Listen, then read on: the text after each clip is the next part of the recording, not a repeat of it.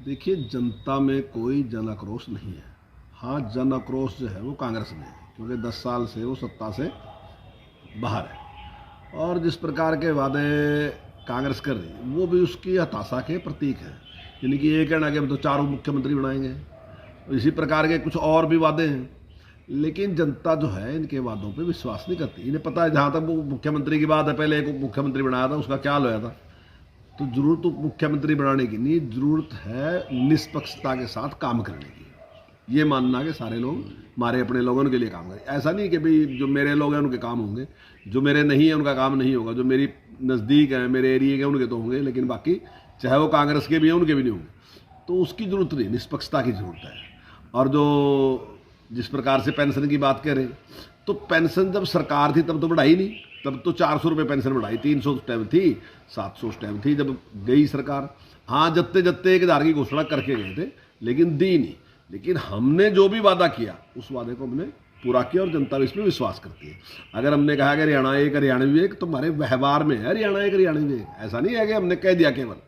हमने चाहे रोजगार की बात थी उसमें भी उसी प्रकार से, और चाहे डेवलपमेंट की बात थी उसमें भी उसी प्रकार से। अगर पेंशन की बात कही तो जो पिछली बार कही थी उतना ही हमने वादा पूरा किया। अब की बार जो 3100 की बात है तो 3100 का वादा पूरा करें।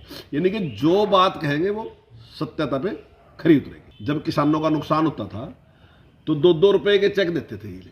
आज हमने जिस प्रकार से किसान की मदद की, इनके पूरे कार्यकाल में 1100 कुछ करोड़ रुपए ने किसानों को दिए, जो फसलों का मौजा था। हमने 11,000 करोड़ रुपए दे दिए, यानी कि इनसे 10 गुना ज्यादा हम अब तक दे चुके हैं। और अभी तो हमारा 1 साल और भी बाकी है। अगर फसलों की खरीद की बात करें तो गेहूं, धान, गन्ना, ये 3 फसलें इन्होंने खरीद दी। हम 14 फसलें खरीद रहे। 2 फसलें तो बहुत बड़ी फसलें हैं हमारे यहाँ, बाजरा और सरसों, हम उसकी भी खरीद कर रहे। तो हमने तो नहीं, हमने उसकी भी खरीद की, तो उससे किसान सेटिस्फाई। हम जितनी सब्जियां हैं और फल हैं उनकी भावांतर भरपाई दे रहे। अगर उनका फसल का रेट कम है तो उसके भी हम दे रहे।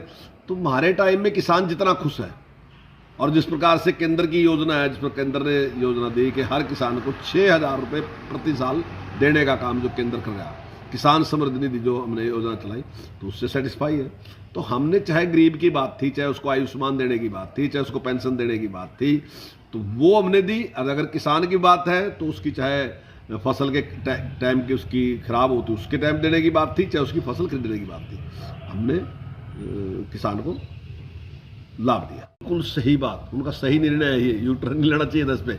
मैं शुरू से यही बात कहता रहा। मैंने कहा पोर्टल कोई खत्म करने की चीज नहीं है। अगर आपको कोई कमी लगती है सुधार करो आप। ये क्या आ गया पोर्टल खत्म, दुनिया पोर्टल की तरफ जा रही। तो जो एडवांस कंट्री है वहां पोर्टल है कि नहीं है? आप पोर्टल खत्म करके आपको उधर पाकिस्तान वाली साइड में, अफगानिस्तान वाली साइड में लेकर जाना चाहें क्या?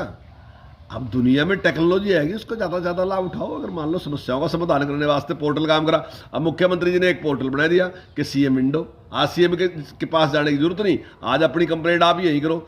तो मुख्यमंत्री जी ने 11 लाख से ज़्यादा जो शिकायतें थी उनका समाधान कर दिया। अब मैं दावे के साथ कह रहा 11 लाख तो एप्लीकेशन नहीं पकड़ सकते साहब आप 9 साल में। अगर आप सारा टाइम लगा के केवल लोगों की ग्रीवेंसी सुनो तो 11 लाख ग्रीवेंसी सुन नहीं सकते। सिस्टम है, उस सिस्टम का लाभ उठाओ और लोगों के ज़्यादा से ज़्यादा दुख दर्द जो है उनको दूर करो। तो मैं समझता हूँ अच्छा है ये। और अंत्योदय हमारे लिए एक बहुत बड़ा मिशन है। इसके लिए काम करना, जिस महापुरुष ने पार्टी को विचार दिया, एकात्म मानववाद का विचार दिया, पंडित दीनदयाल उपाध्याय ने, उसने उस टाइम भी ये बात कही थी। हालांकि उस टाइम में हम सत्ता के आसपास नहीं थे, लेकिन उन्होंने ये बात कही थी कि जब भी शासन व्यवस्था हाथ में होगी जनसंघ के, तो जनसंघ सबसे पहले जो अंतिम व्यक्ति है उसकी चिंता करेगा, उसके लिए काम करेगा। जहां जहां हमारी सरकारें पहले, यही भैरव सिंह शेखावत जी ने इसको शुरू किया था, यहाँ पे शांता कुमार जी ने इसको शुरू किया था, और भी जगह कई जगह शुरू किया। ये तो जो पास के स्टेट में उनकी बात होती है। आज पूरे देश में भारतीय जनता पार्टी है, तो आज चाहे आयुष्मान योजना जो है इसी प्रकार से हमने चलाई, चाहे दूसरी और बहुत योजनाएं हैं जो हमने इस प्रकार से शुरू की। तो अंतिम व्यक्ति उसको किस प्रकार से गरीबी से मुक्ति दिला सकते हैं। अभी जैसे माननीय मुख्यमंत्री जी ने एक योजना चलाई कि जो भी गरीब आदमी है उसमें कोई भी काम करना आता है तो हमारे पास आओ, हम उसको लोन देंगे और उस लोन का ब्याज भी सरकार देगी, उस लोन की गारंटी भी सरकार देगी। बस वो पैसे ले जाओ और काम करो और गरीबी से बाहर निकलो। वो गरीब नहीं रहना चाहिए। अब की बार का हमने टारगेट रखा कि 2 लाख परिवारों को हम गरीबी से बाहर निकाल देंगे। कुल मिला के 7 लाख परिवार रहने में ऐसे हैं जिनकी आमदन जो है वो 1 लाख से कम है। तो अभी हमारा ये टारगेट है। जब इसको पूरा कर लेंगे फिर अगला टारगेट लेंगे, ताकि कोई भी व्यक्ति गरीब नहीं रहना चाहिए। और हमने केवल वो लोग वहाँ बुलाए जिन लोगों ने इन योजनाओं का लाभ उठाया, कहीं ना कहीं उनको इसका फायदा है, तो वो सारे के सारे लोग हमने बुला रखे।